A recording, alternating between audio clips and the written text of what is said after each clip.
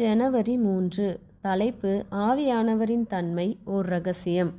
உலகம் அந்த சத்திய ஆவியானவரை காணாமலும் அறியாமலும் இருக்கிறபடியால் அவரை பெற்றுக்கொள்ள மாட்டாது. அவர் உங்களுடனே வாசம் பண்ணி உங்களுக்குள்ளே இருப்பதால் நீங்கள் அவரை அறிவீர்கள். யோவான் 14:17. பரிசுத்த ஆவி என்றால் என்ன என்பதை நம்மால் வரையறுத்து கூறுவது நமக்கு அவசியமில்லை. பிதாவினிடத்திலிருந்து புறப்படுகிற சத்திய ஆவி என்னும் ஆவியானவரே தேற்றரவாளன் என்று கிறிஸ்து நமக்கு கூறுகிறார். மனிதர்களை சகல சத்தியத்திற்குள் வழிநடத்தும் அவரது பணியில் அவர் தன்னுடைய சுயமாய் பேசுவதில்லை என்று பரிசுத்த ஆவியானவரை குறித்து வெளிப்படையாக கூறப்பட்டுள்ளது. பரிசுத்த ஆவியானவரின் தன்மை என்பது ஒரு இரகசியம். தேவன் அவர்களுக்கு அதை வெளிப்படுத்தாதபடியால் மனிதர்களால் அதை விளக்க முடியாது. கற்பனையான கருத்துக்களை கொண்டிருக்கும் மனிதர்கள் வேத பகுதிகளை ஒன்றிணைத்து அவர்கள் மீது மனித கட்டமைப்பை வைக்கலாம். ஆனாலும் இக்கருத்துக்களை ஏற்றுக்கொள்வது திருச்சபையை பலப்படுத்தாது.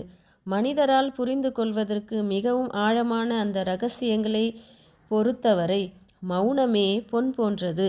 அவர் வந்து பாவத்தை குறித்தும் நீதியை குறித்தும் நியாய தீர்ப்பை குறித்தும் உலகத்தை கண்டித்து உணர்த்துவார் என்று கிறிஸ்துவின் வார்த்தைகளில் பரிசுத்த ஆவியானவரின் ஊழியம் குறித்து தனித்துவமான விதத்தில் குறிப்பிடப்பட்டுள்ளது. பரிசுத்த ஆவியானவரே பாவத்தை குறித்து கண்டித்து உணர்த்துகிறவர்.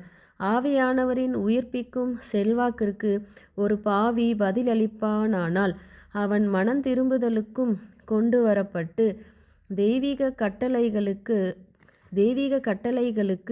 கீழ்ப்படிவதன் முக்கியத்திற்கு எழுப்பப்படுவான். நீதியின் மேல் பசிதாகம் கொண்டிருக்கும் மனம் திரும்பிய பாவிக்கு உலகத்தின் பாவத்தை சுமந்து தீர்க்கிற தேவாட்டுக்குட்டியை பரிசுத்த ஆவியானவர் வெளிப்படுத்துகிறார். அவர் என்னுடையதில் எடுத்து உங்களுக்கு அறிவிப்பார்.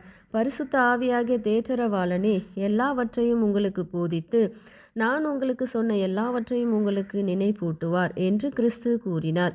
நம்முடைய மீட்பரின் மரணத்தின் மூலம் பெறப்பட்ட இரட்சிப்பை பயனுள்ளதாக்க புதுப்பிக்கும் முகவராக ஆவியானவர் வழங்கப்பட்டுள்ளார்.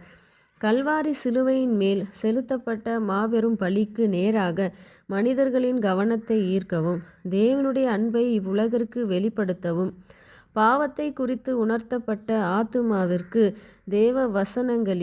வேத வசனங்களின் விலையேறப்பெற்ற காரியங்கள் அனைத்திற்காகவும்